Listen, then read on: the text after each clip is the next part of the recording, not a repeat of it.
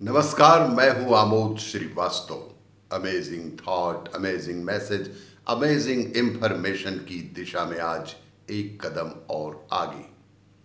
आज के इस चिंतन का विषय है संशय और समाधान। आपको ये मेरा वीडियो अच्छा लगे तो लाइक करें, शेयर करें और लाल बटन दबाकर सब्सक्राइब अवश्य करें। साथ ही बेल आइकन दबाना बिल्कुल ना भूलें। क्या भगवान हमारे द्वारा चढ़ाया गया भोग खाते हैं? यदि खाते हैं तो वह वस्तु समाप्त क्यों नहीं हो जाती?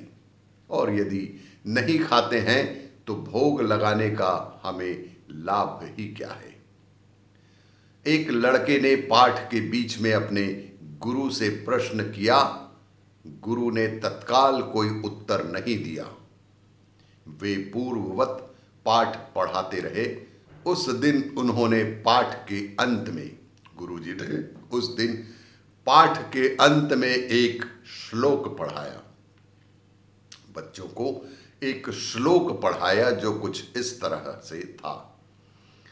पूर्णमदः पूर्णमिदं पूर्णात् पूर्णमुदच्यते पूर्णस्य पूर्णमादाय पूर्णमेवावशिष्यते।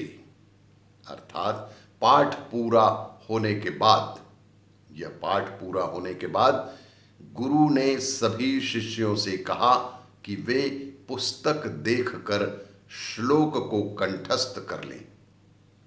सभी बच्चों को शिक्षक ने कहा कि ये श्लोक को सभी बच्चे पढ़कर कंठस्थ कर लें। 1 घंटे बाद गुरु ने प्रश्न करने वाले शिष्य से पूछा कि उसे श्लोक कंठस्थ हुआ कि नहीं। उस शिष्य ने पूरा श्लोक अक्षरशः शुद्ध शुद्ध गुरु को सुना ही दिया।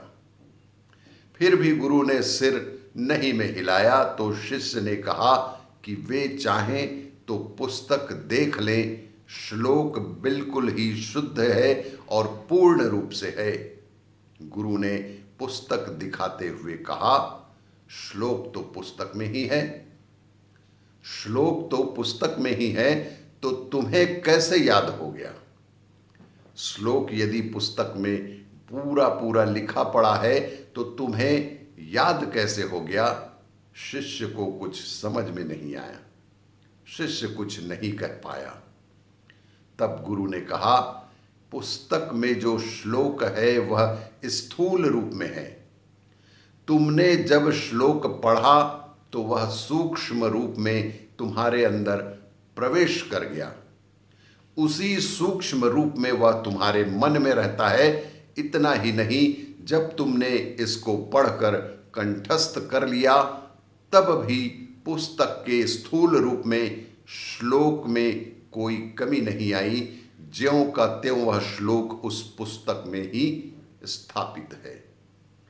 इसी प्रकार पूरे विश्व में व्याप्त परमात्मा हमारे द्वारा चढ़ाए गए निवेदन को सूक्ष्म रूप में ग्रहण करते हैं और इससे स्थूल रूप के वस्तु में कोई कमी नहीं होती।